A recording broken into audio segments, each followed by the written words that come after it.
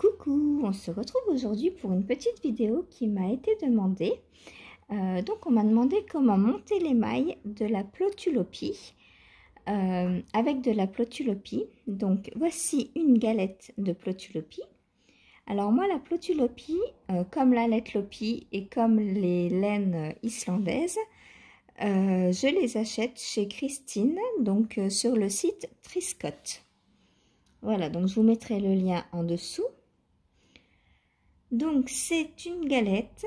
Alors la particularité donc de la plotulopie, c'est que c'est une laine mèche. Qu'est-ce que ça veut dire une laine mèche? Ça veut dire qu'elle n'est pas retordue. Donc vous voyez, c'est une mèche de fibre en fait. Donc si vous m'avez déjà vu filer, vous me voyez filer des mèches. Et bien la laine mèche n'est pas filée, n'est ni filée ni retordue. Ça, je pourrais la filer pour la tricoter. Voilà. Ce qui veut dire qu'elle est très très fragile. Regardez. Je tire à peine dessus. Elle se casse. Mais son autre propriété, c'est que avec un peu de salive et du frottement, la fibre va se feutrer et se rattacher. Voilà, j'ai rattaché mon bout de fibre sans aucun problème en 30 secondes. Donc, c'est un avantage, un inconvénient. Prenez-le comme vous voulez. En tout cas, moi, j'adore tricoter la laine islandaise et j'adore la porter. Je porte actuellement mon pull Gwen que donc j'ai fait. Alors ça, c'est de la laine que j'ai eue chez les Petites Potions qui ne teint plus actuellement. Mais là, le bout des manches et sur le corps aussi, j'ai des endroits tricotés en lettlopie. Et vous voyez, j'adore la lettlopie. Je porte souvent la lettlopie et la plotulopie. C'est des laines qui tiennent bien chaud et qui ne sont pas chères du tout. Voilà, alors pour tricoter une galette de plotulopie, moi ce que je vous conseille, ce n'est pas de prendre le bout du fil comme je l'ai pris tout à l'heure, donc celui-ci, mais de prendre l'intérieur. Donc vous écartez l'intérieur en fait, comme ceci, et vous tirez sur le fil qui est à l'intérieur. Et en fait, pour la tricoter, on va faire comme ça. On va donc creuser l'intérieur et tirer le fil. Il vient tout seul, sans casser. Donc ça, c'est comme ça qu'on prépare donc notre fil. Ensuite, pour monter les mailles, eh ben, c'est très simple. Une fois qu'on a notre fil de près, donc on peut préparer plusieurs mètres à l'avance, hein. Donc on fait son nœud coulant.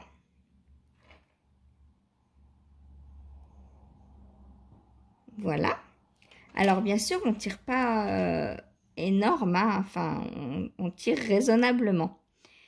Et on va venir, donc moi je monte mes mailles en long tail caston. Et vous voyez que même en tirant un petit peu dessus, eh bien, la laine ne se déchire pas.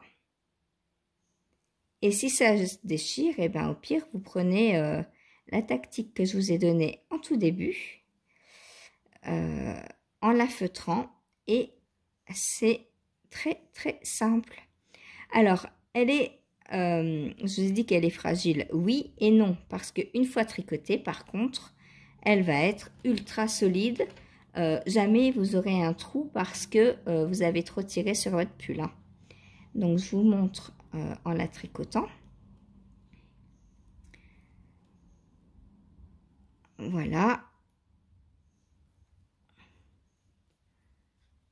Vous voyez, elle n'est pas si fragile que ça, hein, quand on tire pas, quand on prépare son fil à l'avance et qu'on ne tire pas dessus trop fort, c'est sûr que si je tirais, bah là, oui, peut-être que ça se casserait.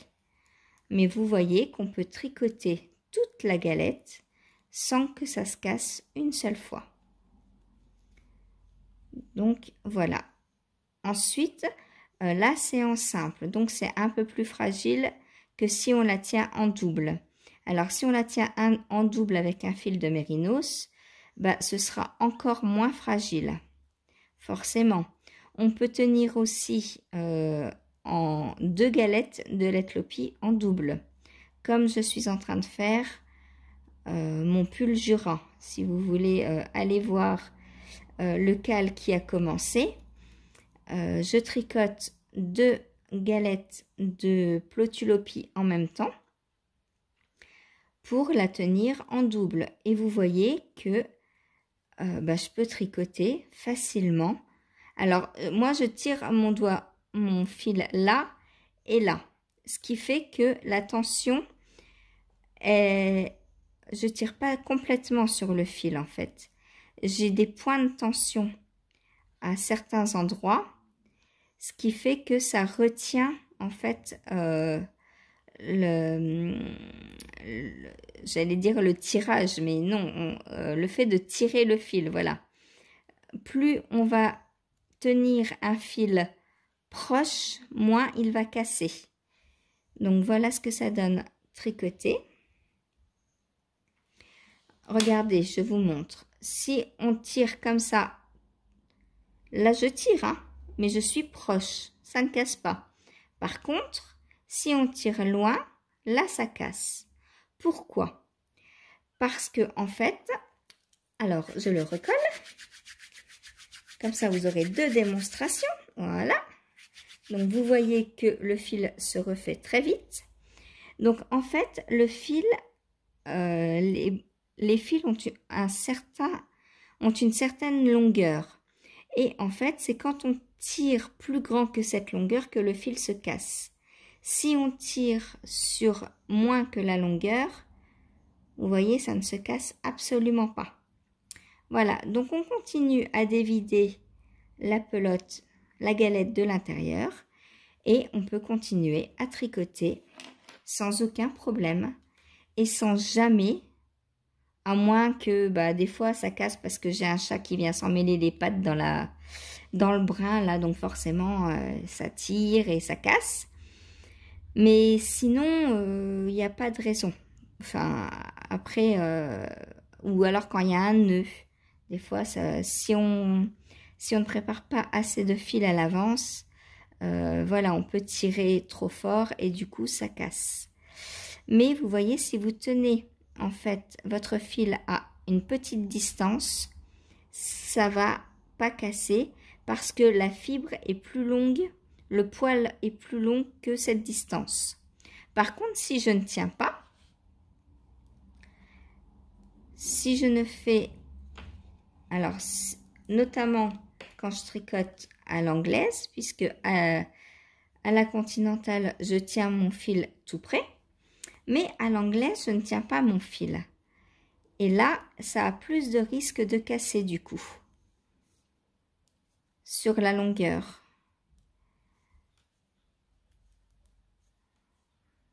Quoique, bah non, quand même, ça va. Parce que bah, je le tiens quand même. Mais ça fragilise quand même.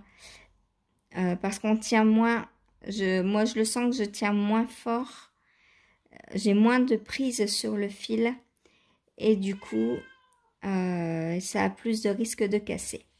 Donc, voilà le résultat. Je l'ai vous montrer quand même parce que c'est vraiment très, très joli. Voilà. J'adore le toucher. Alors, oui. Beaucoup de personnes disent que la Plutulopie, la Letlopi, tout ça, sont des fils qui piquent. Alors, pas du tout. Ça, c'est pas doux comme du mérino soie, forcément. Mais alors au bout des lavages, à force de 1 ou 2 lavages, vous allez voir que votre tissu va complètement changer.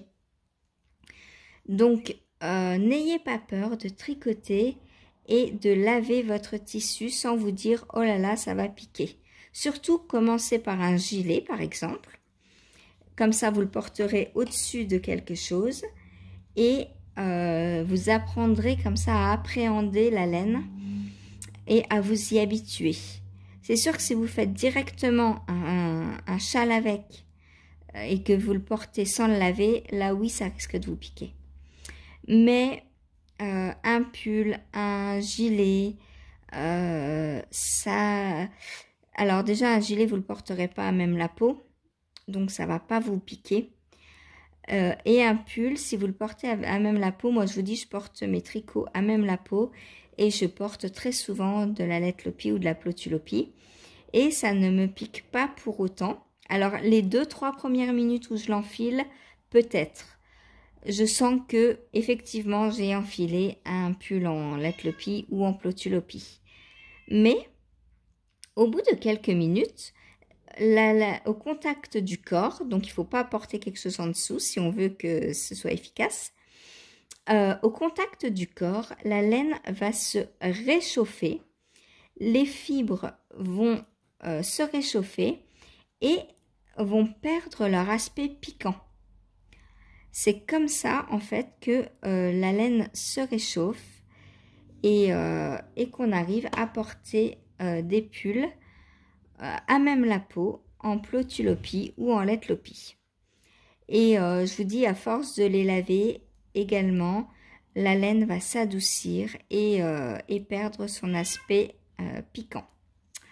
Voilà, et bien je vais m'arrêter là pour cette petite vidéo. J'espère qu'elle vous aura plu. Donc je vous montre. J'adore tricoter, comme vous le voyez, je vais le défaire, mais j'ai pas pu m'empêcher de continuer à tricoter. Moi j'adore la tricoter et là franchement je ne trouve pas qu'elle pique du tout. Alors bon, j'ai fait du point mousse, il y a du relief, mais moi je trouve ça doux une galette de Plotulopie. Voilà. Alors forcément j'ai peut-être l'habitude aussi, hein, mais l'habitude ça se prend. Voilà.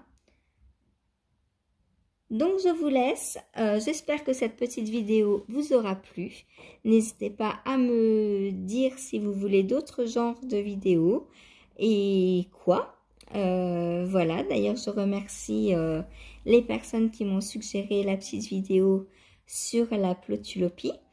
On m'a demandé aussi un comparatif entre toutes les laines islandaises. Pour cela il faut que j'en teste d'autres parce que je n'ai testé que la Letlopi et la Plotulopie. Donc, j'en ai d'autres à tester. Mais quand je les aurai toutes testées, promis, je vous ferai un retour sur les laines islandaises en général. Voilà. Allez, je vous embrasse et bon tricot!